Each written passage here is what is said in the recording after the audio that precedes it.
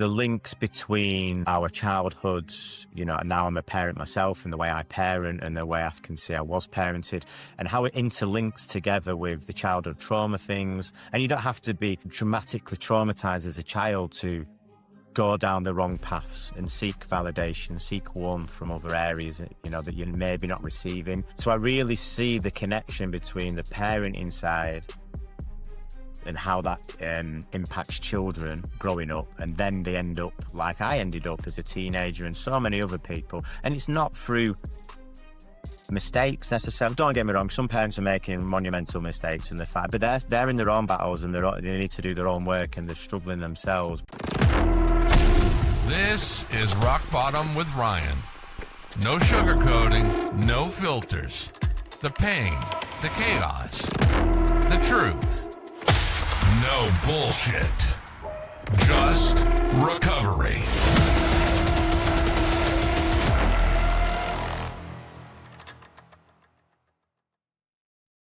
Hey everyone, thank you for watching Rock Bottom with Ryan. I just want to let you know that this episode is brought to you by Sober Strong Apparel. They make heavyweight premium gear for people who take sobriety seriously. 10% of every order goes back to recovery centers. Sober Strong also runs an impact sponsorship program that puts gear directly into facilities for people just starting out. So if you're sober or sober curious, check out soberstrongapparel.com, grab some gear, rep the crew. They make amazing hats. They make shirts. I mean, the quality is incredible. So check them out. SoberStrongApparel.com. Check them out. Use code ROCKBOTTOM for 10% off. That's ROCKBOTTOM, all uppercase, for 10% off. SoberStrongApparel.com. Amazing gear, amazing quality. I love what this brand represents. I wear it all the time. I mean, practically every day I'm wearing Sober Strong. I love what they represent, and then 10% going to treatment facilities is pretty incredible. So if you're sober and you're proud of it, you should rep sobriety like a badge of honor by wearing Sober Strong. Thank you very much. Enjoy this episode. Appreciate you all. Good morning, everyone. Welcome to another episode of Rock Bottom with Ryan. I'm here with my guest today, Ben. Ben, how you doing? I'm good, Ryan. Yeah, good. Great to have you here. A few quick questions. Where are you from? So I'm based in England. So I'm in the north of England, just outside Sheffield. Okay. Awesome. So this is a recovery related podcast today. So I was wondering, what's your sober date and what was your drink or drug of choice? So I have just done 2 years. So my sober day is the 1st of January, and it was 2024 when I made that decision. I often say to people when I coach people, help people, I kind of say my sobriety took 10 years in the making, because I was thinking about it, wanting to do it. Did the dry January, did the 100 days, let's do till Easter. Every year was I'm getting sick Trying of to this. quit. Yeah, this is it. And as much as it sounds great, doesn't it? I'm 2 years sober, but actually the hard work was done on all those hangovers.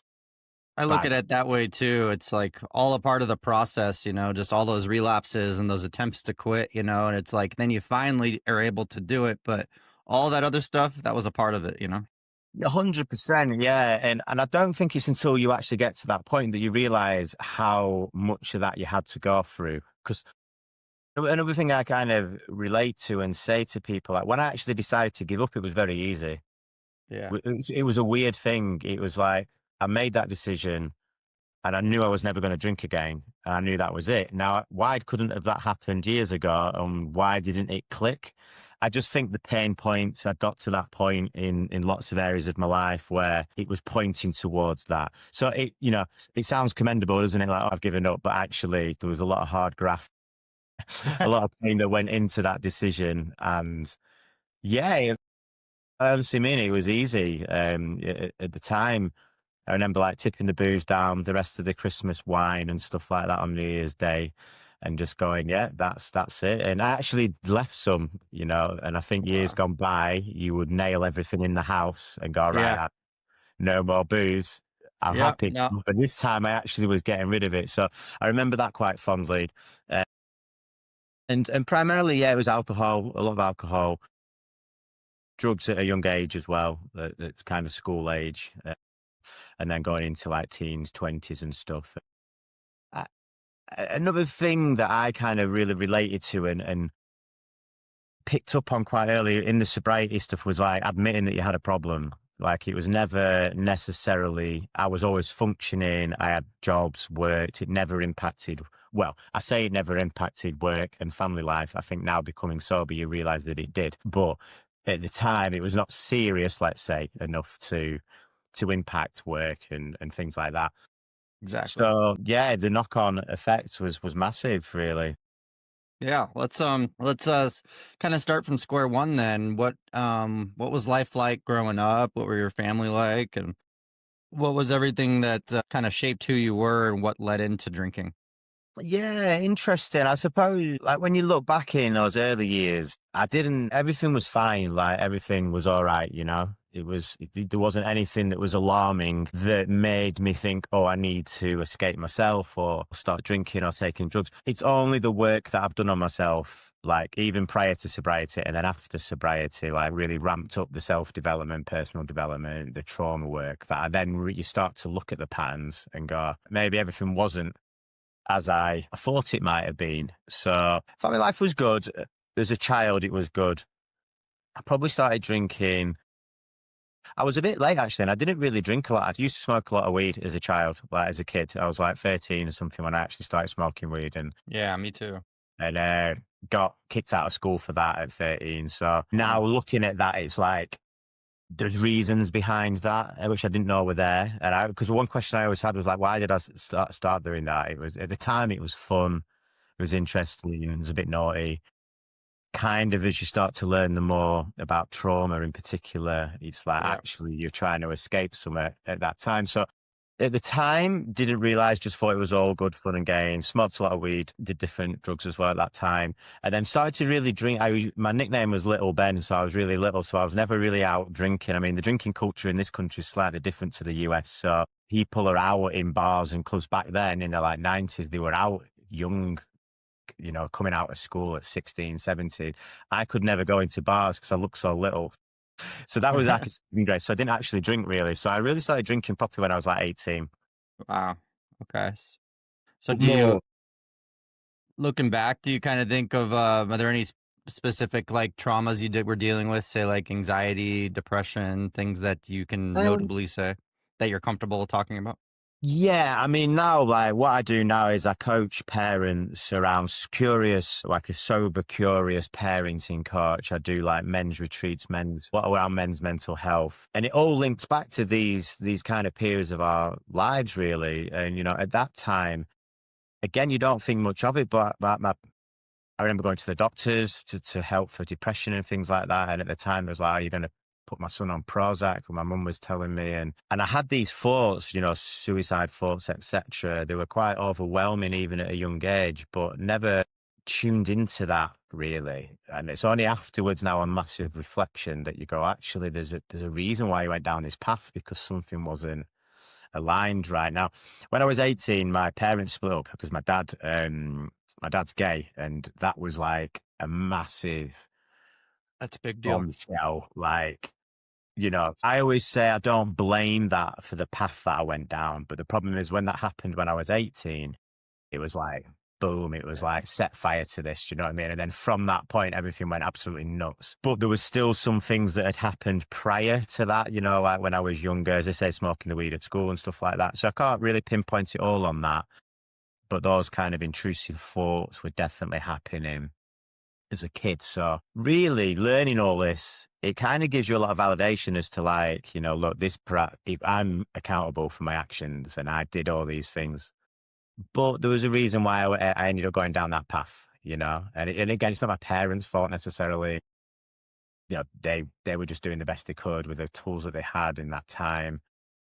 But when you start to piece it together, you know, were the things missing really, like emotionally perhaps, and then you go seeking, don't you, for alternative, let's say. And I think that's what I'm comfortable in coming to that conclusion now, going, that feels all right. Yeah. Do you know what I mean? It wasn't just me being a little pickpocket when I was younger and Yeah. going down the wrong path. There were some things that triggered it. Yeah, 100%. Yeah. And I love the work that I'm in now. Do you know what I mean? Because I find it fascinating because I think, being on this podcast with yourself and Yeah. we are all cut from a similar cloth, I think. It doesn't matter what those traumatic experiences are, what they were that triggered it. And everyone's got a history, a past that sends us down, these paths. And actually, I've lived a crazy life. I've lived quite a good life. It's been interesting up to this point, and you look back at it. Now, I'll be honest with you, I beat myself up a lot of years. And this is where the sobriety thing taking 10 years, you're very hard on yourself. And I think men in particular, we are very critical of ourselves and very hard on ourselves. And when you're stuck in that mess, it just amplifies it. And that's, but there's no coincidence that like suicide rates are so high in men. And, we are unfortunately the biggest risk to our lives in this age bracket. So, and that's a scary statistic, but I've lived it, I've felt it, and I can understand it. That's true. So when did so you started smoking at like 13? You started drinking around shortly after that, I assume. Yeah, I remember like 13 or so. Yeah, smoking weed, doing other kind of recreational drugs at that age. Again, the drinking, I think I remember first getting a beer at like 16 or something, just some little small stubby beers, and just having a few. And it was never out, it was at home, it wasn't a lot. And then I remember it didn't really agree with me drinking necessarily. I remember a couple of times going to like a local fair as a teenager and getting drunk. And I remember one time throwing up all over my not bathroom, bedroom floor when I just had a new carpet, and these little memories. So I wasn't like, there's a lot of kids my age that drinking quite heavily still, bottles of cider and vodka and stuff. And I just wasn't that. It came when could go out at 18, the alcohol really kicked in, I suppose. Okay. When did you start to notice it becoming, less of a like when did it start becoming more of like a issue in your life where you thought maybe it was holding you back, but you just kept doing it anyways? Good question, really. It's like, when does it shift from the fun, the entertainment, going out with your mates, Yeah. all night, getting in at like 5, 6, 7 in the morning, going out clubbing. That happened for a long time, It happened for a good 10 years, 20 years, quite possibly, really. Good 10 years of,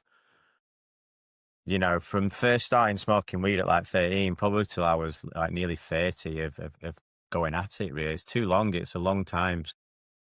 When it became a problem, do you know what? I never really thought it was a problem because it was just like, this is manageable. But then you start to look at, and I know now you shouldn't externalize, you shouldn't look at people around you and what people have got, but it was becoming more evident that actually why, haven't I progressed in careers as much as not necessarily progressed in careers, the jobs were good, but maybe the money, the income, other things, it's like to impact that a little bit. I think the key time, I've always suffered with my mental health. As long as I can remember, I've always suffered. What do you think you're suffering from? Like what's notable that like anxiety, depression? Yeah, well, I've just said this to somebody recently. I never thought I had anxiety until I gave up drinking. And suddenly when I actually gave up, I was like, wow, I'm quite an anxious person, just like day to day, Yeah. And that was a battle to get hold of. But I love the anxiety in a way now because it's just, you can listen to it. It's a protective thing. It comes, you can listen to why it's there and it helps you. Whereas before it was just masks. It wasn't necessarily masks because you were drunk, but because you've got alcohol in your system, you never really feel who you are. So that was another thing for me of like starting to feel exactly who I am. So then I could really feel the impacts of not being who I am. And I think from an early age as a child, I'm not being who I am. I thought I was, because I think most people think, you're living this life, you are who you are.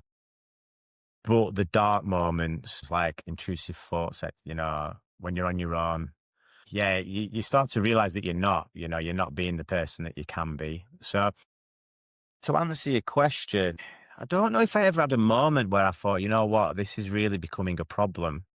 I just didn't feel good in myself. Like, it wasn't necessarily linked to careers. My relationship with my children's mum ended 5, 6 years ago.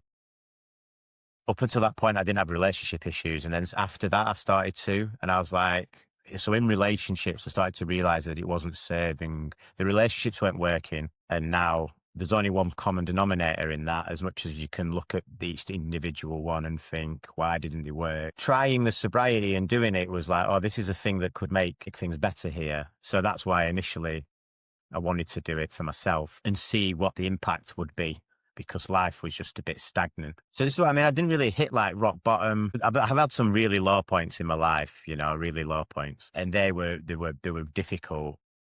But I was quite good actually in some low points. I remember a few which I can't really disclose on here, but I would actively stop drinking before the pain came because I knew what was going to happen. So that was quite good. Like, quite a self-awareness at that point to go, actually, this is going to protect me to not drink. And then that also made me realize that actually you've probably got a bit of an issue with it, because who does that? You know, most people don't have to preempt that. Again, I think, like I mentioned before, putting your hands up and saying like, I've got a problem with this is kind of controlling me a little bit. And that's not me saying I was a raving alcoholic. I was drinking like bottles of vodka in the morning, or I wasn't getting out of bed, because I wasn't at that level. But I'm quite comfortable in putting my hands up and saying, look, I had a problem with it. Like it wasn't making me happy. My life Yeah. I wasn't happy within myself. I mean, the definition of alcoholic doesn't have to be just because it controlled your life. You're waking up to get rid of the shakes and you're using it to function. Like anybody, I think, can label themselves as an alcoholic if it was causing them enough problems. 100%. And I've spoke to so many people, and some people will agree with you. Don't get me wrong, you'll trigger the shit out of some people when you say things like this, but anyone that drinks, I would say, you know, a couple of times a week generally has a bit of a problem with it, you know, like there's varying degrees. And, you know, and I learned quite quickly. I was listening to some other podcasts on sobriety at the time, and the guy that hosts that was really made me think, actually, it's all right to be like this. You know, I'm not alone in the world, and there's a lot of people exactly like me. And I think for so many years you just internalize that and keep it in and think you're the problem, you've got a problem with this stuff, and actually it's not true. And, you know, I think there's a vast variety of alcoholism, isn't there, and substance addiction, and people at different pain points on that scale. So yeah, it helped a lot being able to hold my hands up. And now I'm confident in talking about that. I think I carried a lot of shame around it. And at one point, and I remember dating in the dating world, and like saying to girls, when you go on a date and you tell them this story, and they think you're some kind of raving alcoholic when you tell them about this. So the people that aren't really fully aware of it, they're stereotyping you to say, you know, and you've got to have that conversation and say it wasn't like that, but it just wasn't. So, you know, hands down, it's the best decision I ever made. What were some of the notable moments, you know, where you probably took it too far throughout the night and you tried to get to the point where you're like, this is my last drink, but you kept drinking anyways? Did you get in any trouble or anything?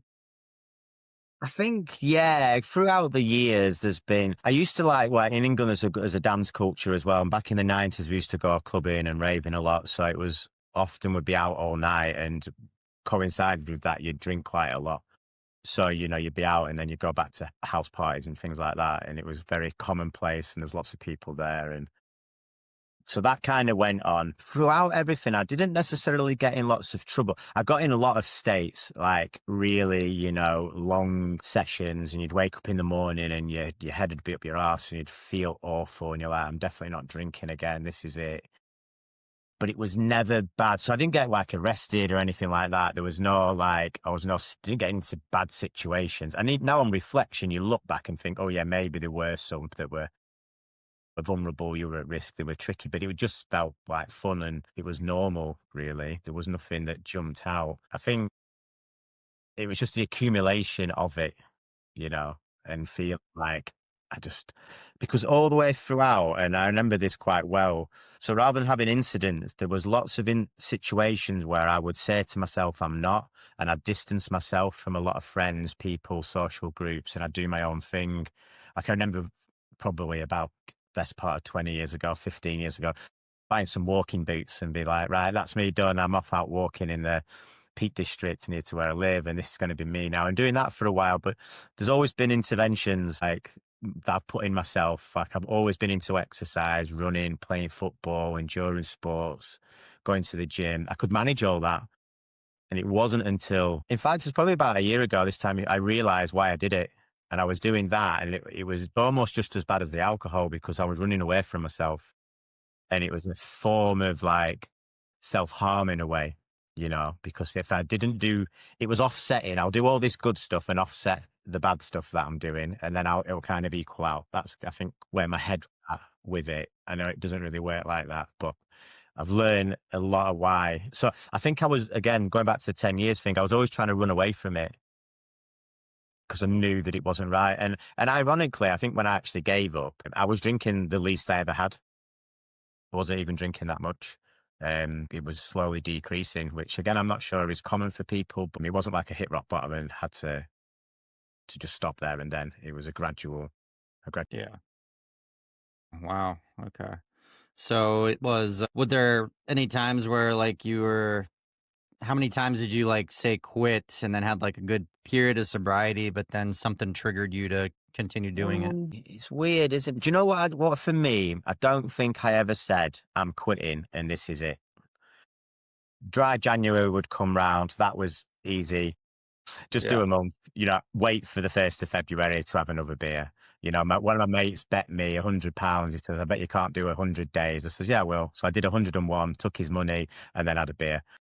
I remember doing triathlons, Olympic triathlons, going out and getting smashed after it, So I never, and I actually, I went through a really bad, like, traumatic experience probably about 12, 13 years ago. And I went to see a counselor, and the lady that I saw, she says, oh, why are you here? So I kind of told her, obviously, the incident. And then I said, oh, I've got an issue with like drugs, alcohol. And she said, oh, what kind of things have you taken? So I just told her. And to my surprise, the response was really good. She just turned around and looked at me and went, well, there's no surprise that you're here. And it was like quite flippant and comical, but also it really hit a chord. I was like, you know what? Yeah, it isn't.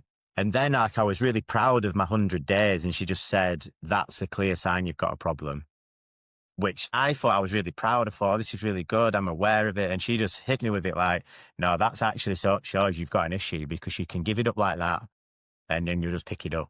Yeah. So to me, there was lots of subconscious times where I'm giving up and needing a rest and knowing and bringing awareness to it, but never did I actually. The only time I said I'm giving up for good, and I did it, and I've not drunk since.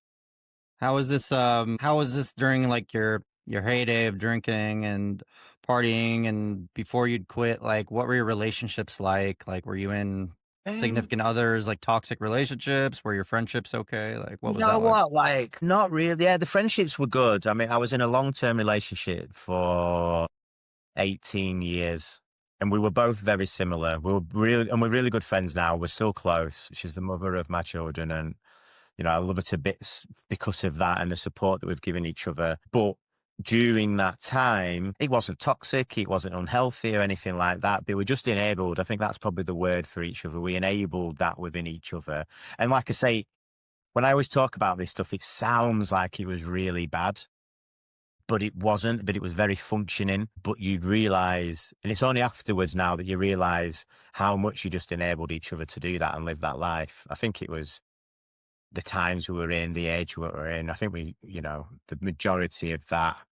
Yeah. Against that And neither of you are going to call the other one out because you're doing it together, So. Yeah, and don't get me wrong, we both supported each other when we both didn't want to drink and both went down similar paths with it, and we'd have little spells of it, on reflection, I know who I am. And yeah, I was a bugger for it, I wanted to stop, but I was also loved it as well. That was the thing. And I say that now, like, as much as I don't miss it, I always kind of joke and say I was just very good at it, So yeah, that started when I was in my 20s. Prior to that, small relationships. If anything, it was the impact of my dad and my mum's relationship breaking down and the reasons behind that and what happened. So from 18, I remember, yeah, just flicking a switch basically, and I never was an angry person, and I came very angry, and obviously chucking a lot of alcohol in the mix just did not help that. And I really remember a shift. So for a good few years, I was just fighting that, and that was just, yeah, the bad stars aligned in a way because that happened. Then you go out, you find yourself, you're exploring the world, and you're not living at home anymore.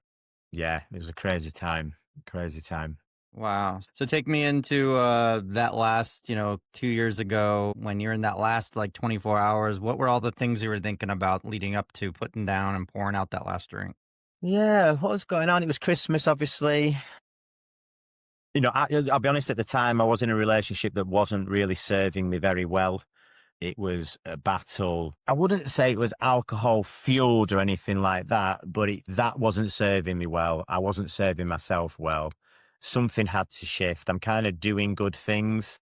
I could feel myself going down a path. I was making some life adjustments, changing friendships, Positive ones. positive ones. Yeah. So I was doing a lot more self development. I'd changed a couple of friends that I wouldn't associate with that, it's not them. But if I'm around people, it's a lot harder to give this stuff up if you're around people that don't necessarily support that journey. So those things were starting to happen. I started getting into cold dipping, which was really good, and getting in the cold water, doing a bit of swimming, cold water dipping and stuff like that. And I could feel that. I was doing a bit of trauma work, a bit of healing, really. I started my healing journey, and I was like, "Do you know what? This is probably the right time because I think this is going to absolutely like rocket ship me to the moon almost because I'm feeling better, and this could be the missing key." And 100% it was. And soon as that became apparent, like that was my new addiction, really, in a way, because it was just like, actually, I feel really good. And I've not felt like this. Couldn't even tell you, Yeah.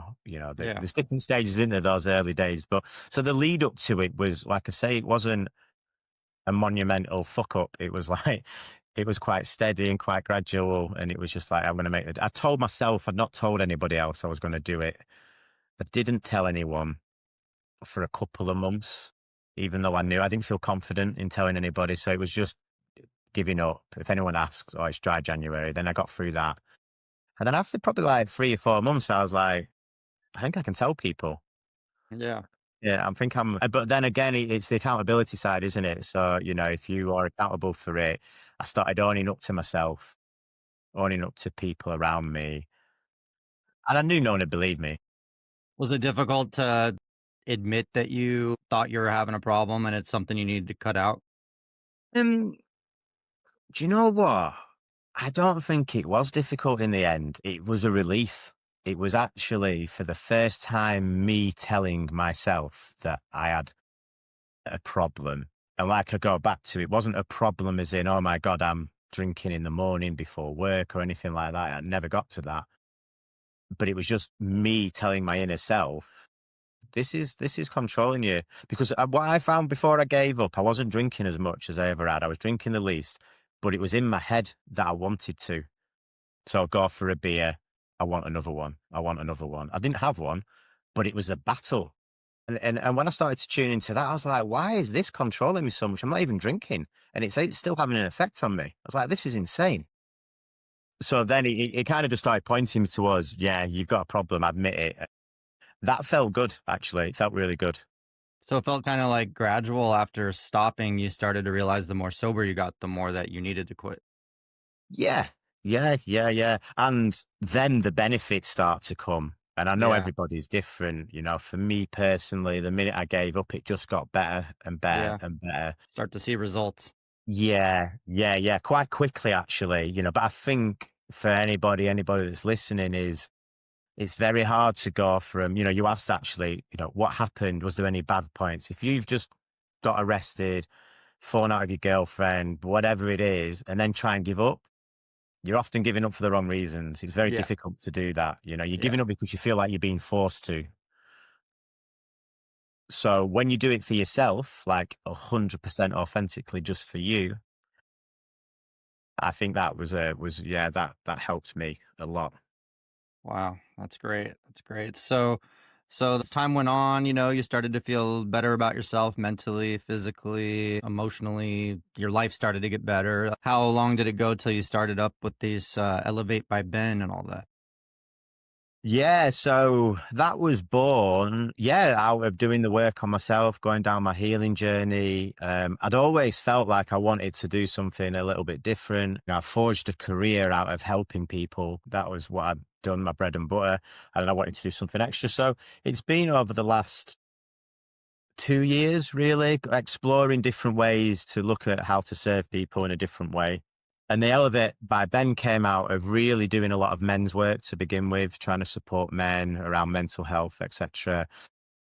But I have now going, so my coaching has changed a little bit, and I'm going to focus on sober, curious parenting because the links between our childhoods, now I'm a parent myself and the way I parent and the way I can see I was parented and how it interlinks together with the childhood trauma things. And you don't have to be dramatically traumatized as a child to go down the wrong paths and seek validation, seek warmth from other areas, that you're maybe not receiving. So I really see the connection between the parenting side and how that impacts children growing up. And then they end up like I ended up as a teenager and so many other people. And it's not through mistakes necessarily. Don't get me wrong. Some parents are making monumental mistakes and they're fine, but they're in their own battles and they need to do their own work and they're struggling themselves. But then It's they hard to be a become. good parent if you're suffering from your own demons. Yes, exactly. And I think so that's why I've kind of going down the sober curious because I do run a program to help with parents to get sober.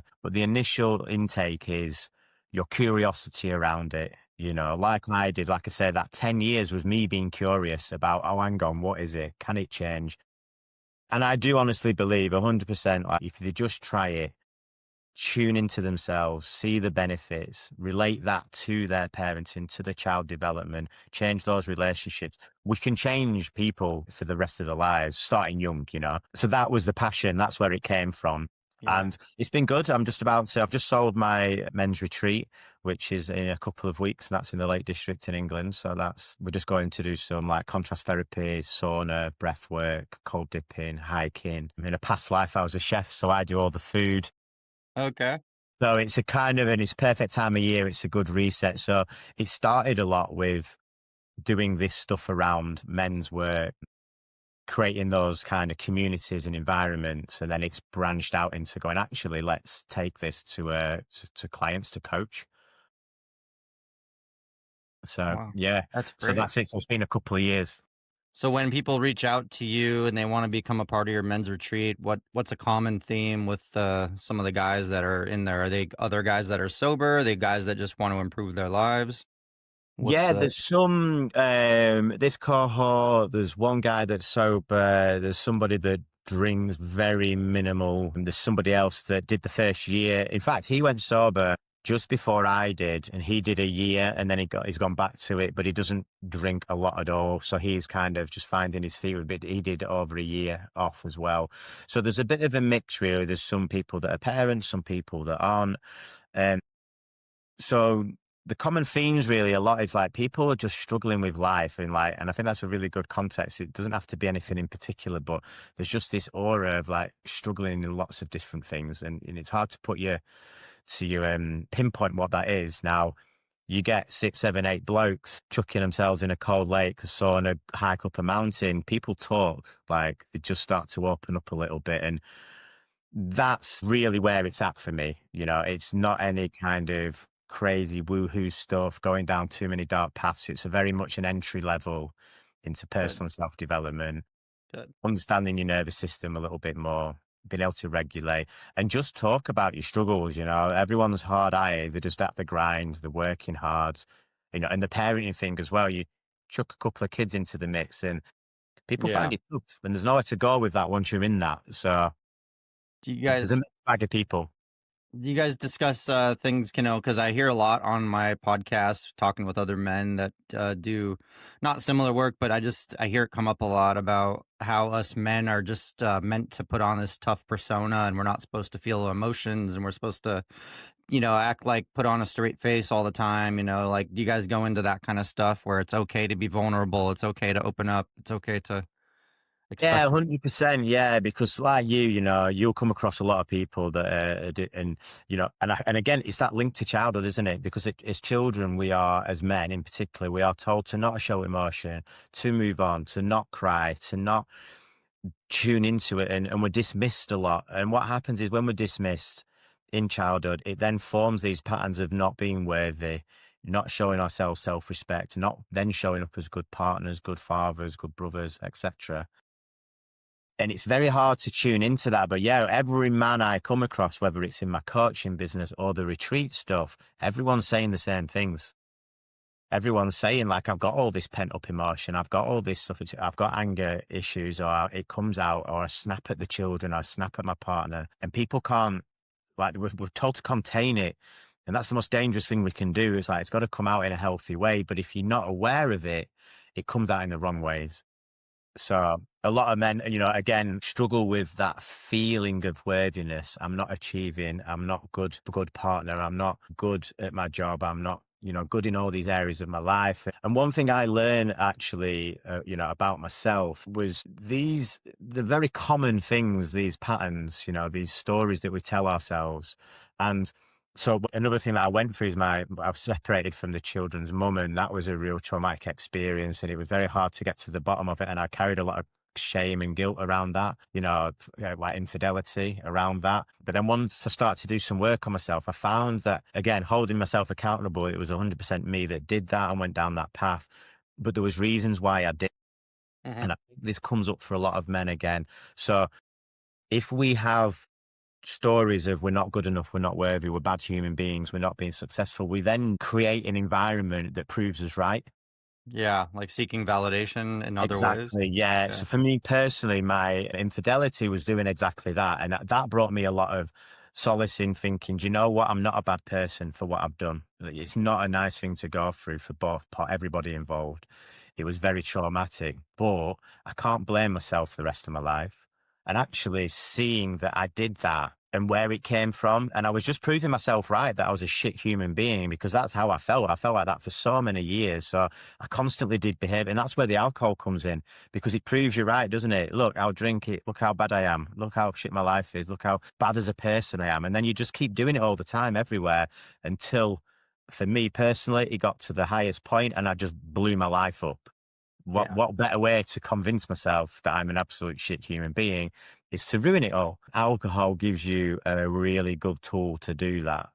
So that was another great realization. It's something that we talk about with the other men and say, because whether it's your business, if your business is failing and you've got these reoccurring thoughts, your business will continue to fail, your relationships will fail, your dating will fail, until you get to the root cause Hmm. why you're creating that atmosphere. And I And it's found that fascinating, actually, because too many people with this mindset of not being worthy, except they just beat themselves up.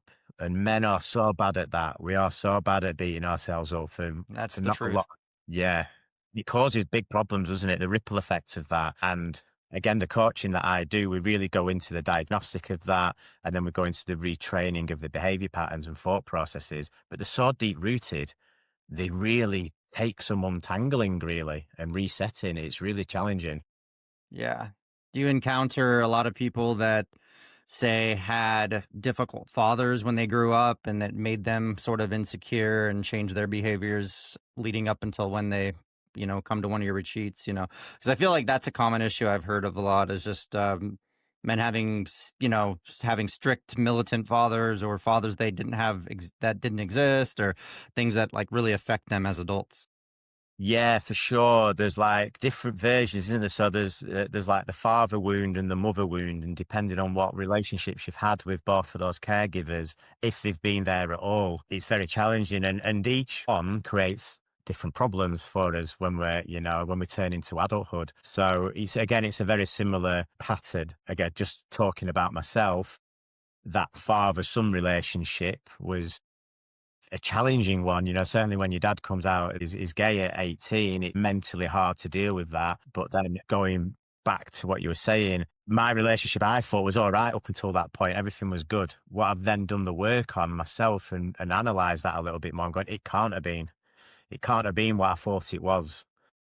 And again, this is not blame on anybody, but it's just would have affected me, and it affects a lot of young boys.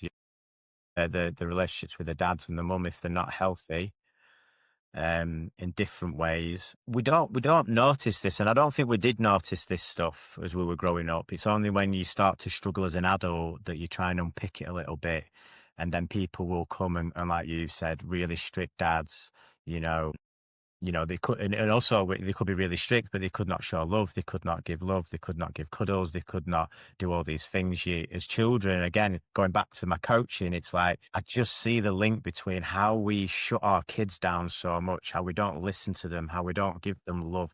Very basic things, actually, that you think would be Natural.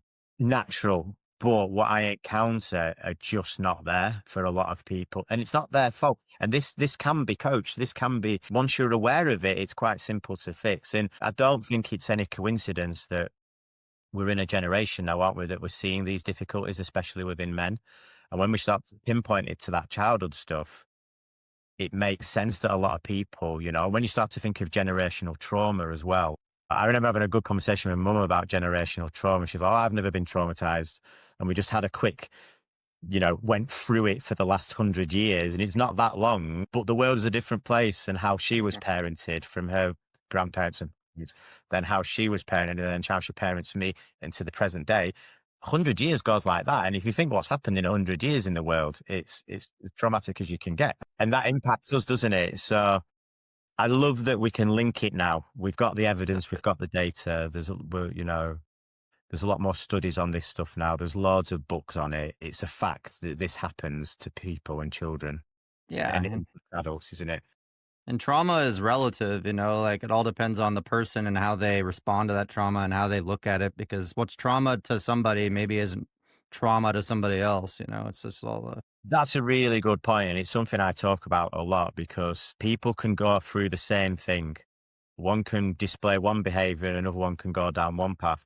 Now, does it mean that they're not traumatized? They're just dealing with it in different ways. yeah. But there's still no So clear answer on that. And also, like one person losing a goldfish can be traumatic to them as a 6-year-old if it's not handled right. So the actual trauma isn't the goldfish dying, it's what happens after that to your body. so true. As a child, it's your caregivers around you. So don't be Yeah. stupid, stop crying. It's just a goldfish. Chuck it, throw it down the toilet. I'll get you another goldfish is one Yeah. route. Or Yep. there's let's get an arm around you. Let's talk about it. This Yeah. goldfish meant a lot to you. Yeah. What can we do? And validating those feelings and emotion. And I think it's those two things that are so polar opposite that, that's a very simple version of it. But That's such a good example, though. I mean, it's like that simple situation of losing a goldfish and how you're kind of, wired to respond to that through your parents or whatever will change, probably affect how you're going to respond to things later on in life. Like, Yeah. when you get broken up with by a girlfriend in high school, you're just, if your parents told you not to care about that goldfish, you're going to be like, well, I don't care. I can move on. It's Yeah, one of those things, which it's definitely. okay to teach you to be sensitive, obviously. And this is it. And I think, I love this work that I do. And when you say something like that, I don't really remember not being sensitive or being shut down. I just know it happened. Yeah. Because I Yeah. know I'm quite a sensitive person. I'm quite an emotional person. I think doing these kind of podcasts, getting into this work, you have to be. Yeah. But at some point, I definitely would have been shut down. And like me being a dad now, I see it in my own kids. When I don't do it right, I see the impact because I'm aware of it. But that story about the goldfish is, I think once you just think of it like that and then put it into every bit of your childhood or into adulthood, into teenage years, there's so many things where those situations don't get handled in the correct way. Yeah. No, I agree. I think how often do men come to your retreats? Are they primarily people that are trying to just improve their lives as parents and as men, or are majority of them also trying to cut out any kind of addiction and get sober as well? Yeah, so this is my 3rd year, so it's quite young. I was actually started the retreat stuff before the coaching. Actually, I started to do the retreat. So, there's an opportunity here to get into. So there's uh, different people coming for different reasons. I think the ages of people are similar to myself. So I'm 45. There's some a bit younger, some a bit older. So people waking up to sobriety, I think, is a really good way. I think people are becoming much more aware of it, the benefits of it. especially these days. Yeah, definitely. I think there's a real movement, and I think the youth are actually driving that movement because, we can talk all day. Is it like social media why people don't want to get drunk? And I always think going back to when I was doing it, oh my God, I'm so glad there was no camera phones. Like there was, and you all over social media or whatever. So there's Yeah. different reasons for it, but again, we're in the information age, aren't we? The digital age where there's so much information, and actually that's positive. Like there's a lot of good information out there. So I think a lot of the men for me, albeit they're not all sober, they're all very curious around it. They're all looking to change. And the feedback from each year has always been they're so lifted, energized, because it lifts a bit of a weight, being able to talk about it, being able to be honest about it. And most of the guys coming are all saying, I'm not drinking nowhere near as much as I used to do. My question's always like, go on, just go down that path. And they're just not ready for it. They don't see it. But so it's different for each person, really. But the world's becoming more curious, I think, once they get over being triggered. Good. Well, it sounds like you're little by little helping the world right now and helping not just everybody, but men in particular with these retreats and everything. So I really appreciate what you're doing. Yeah, thank you, man. Yeah, it feels good to be. It's giving a bit back, I think, isn't it? And it's the serving, I think It there's is. going back to when I found out, like, and I admitted to myself, I was listening, there was a really good podcast called Menace to Sobriety. I don't know if you've ever heard of it over here. It's a good one. It's a comedian that does it, but he's been on his own journey for sobriety and actually started his podcast to help people. And it was very much similar to yourself, a lot of real people on giving their real stories. And it was that really made me think I'm not alone, actually. But there's a lot of people like me out there that don't see it as a problem, that are just partying, living a life. It's all good. It's not really a thing. But in the four walls of their own house, they're blowing up a little bit, and they don't like it. They don't like what version they're being for themselves, really. And I think we can help people like that 100%. Doing things like this with your podcast is like massive. Yeah. No, thank you. Yeah, this is kind of my way of giving back, and making sure that a lot of people, because what you're doing, it's probably helping a lot of people and saving them a lot of lost time to, be destroying whatever not their kids' lives or whatever, their own lives, but just if you're kind of intervening before things can get worse, and you're giving them I an think opportunity. if someone had turned around to me 10 years ago, 9 years ago and said, Ben, I've just done 10 years of sobriety. I wish I'd done it 10 years ago. I think I would have done it. I think it would have been the thing that I listened to, I was like, oh my God, I've been thinking about that. I'm going to do it. Exactly. And it could have Exactly. saved a lot of heartache, a lot of time, for Yeah. sure. That's what Yeah. I'm hoping this podcast does too. I mean, if it helps one person, I consider it successful, but I just think that, I was trying to quit drinking and using for, I would say, a good 13, 14 years, where I was actively just telling myself I can't do this anymore, but I kept doing it, and I just feel like the resources at the time weren't out there. So I'm just hoping, just talking to guys like you and Yeah.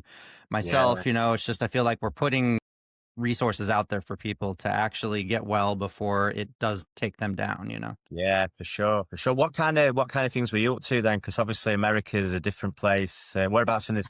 Oh, yeah. Like you said, I was partying hard. I was going to bars, closing them down, then going to after parties until 7 a.m., and then they would start serving liquor again at 6 a.m. So I'd continue the night, and then I'd be sleeping off the hangover all through the rest of the day, and then going to work, and then drinking at work. And I was an everyday drinker for a long time. Yeah. It It was gets it landed me in the hospital 5 times, 4 times. So really. Wow. it was a big problem. I had a lot of wake up calls and a lot of quote unquote rock bottoms, and none of them were enough to stop me. And then finally one day I just kind of like you did on New Year's 2 years ago, I just kind of said, enough is enough. I surrender. So Yeah. It's yeah, weird, isn't it? Because it is literally like that. You're going, I tell you what, I'm not going to fight it anymore. yeah. I'm, And I'm, I'm I'm, yeah. and I'm 15 months sober now, and it's yeah, Listen, man, I how are just you feeling? realized the outcome keeps getting worse every time. Yeah. Do you know what? The thought of doing it is one thing. Like, I don't think about wanting to drink, but the thought of resetting and going to zero scares the shit out of me Yeah. because I know how much I beat myself up, how much shame I put on myself when I was drinking. And actually, when I meditate on this stuff now, the amount of shame that it would cause if I drank again, I think that would be bad. But that scares me more ever. That actually scares me more than the thought of drinking. It's weird, which is a good Yeah. thing because it's like that's another protective factor. But I never thought I'd feel like that. But actually, yeah, even saying it now, I can feel it in my body. I can feel Yeah. like Just a instant nerve anxiety. anxiety. Yeah, going like, no, you're never going. And that's why I know that I Yeah. won't do it again. Now, I'm very confident in saying that. That it's because Yeah. as you'll Same know, here. when you look back at that life, it wasn't a good life, was it? It might have people say, "Oh, it's great in a party, in a bar," and when I got back, I think I had a good time. It was Yeah. like it was fun. It wasn't all bad. It wasn't all bad, but now sat here with my mentality and the way my head's wired a little bit better, and the way I can think and retain information more. My relationships are better, my fathering's better. My job prospects are happening. I'm creating my own business. I'm like, this shit would have never happened years Yeah. ago. In my Yeah. head, it just never would have happened. I agree. You start to see your true potential, you just unlock all these things in your brain and you're like, wow, I am capable of so much more than I would have ever thought. Yes. Yeah. Yeah. You kind of could do, but again, it's easy to quit in it. It's easy to go, "Do you know what? I'll just, yeah." So giving in, yeah, he gave into it eventually. Exactly, exactly. So I'm proud to see where we're both at today. We both had different journeys, just like everybody else. We all have our own different recovery journey, but as long as we're here now and we're getting the word out there in our own way, it's a really good thing. Definitely. And I think that's the look, like I say, the work you're doing, it speaks to people like it really does. And you don't have to be that raving alcoholic. Don't get me Yeah, wrong, there's those people that it'll massively speak to as well. But there's so many people that it speaks to, and they'll just be sat in the house on their own, on the phone or whatever, and yeah. you'll really hit a nerve. Oh Like, yeah, it's lives. when I got messages from people after releasing my first few episodes, and they're just like, "Wow, I've been listening to you on the way to work, and I totally related to what you said here." And I'm just like, "Oh, thank God!" I'm like, Because actually, one of the big things it does, it normalizes it. It yeah, normalizes you partying in a bar till 6, 7 in the morning and then going again, going to work. And because it is normal in your life, yeah, and there's so many people doing that. There's so many yeah, people waking up in there going, "I'm never drinking again. I feel like yep, shit. My head's up yep, my ass." yep, You know? exactly. And these are Yeah, just honestly, I just going back to when I listened to that guy's podcast and the light bulb moments going, it's time. This guy's convincing me. And I think if we can do that more for other people, I think like you so. said, just one person, it's enough.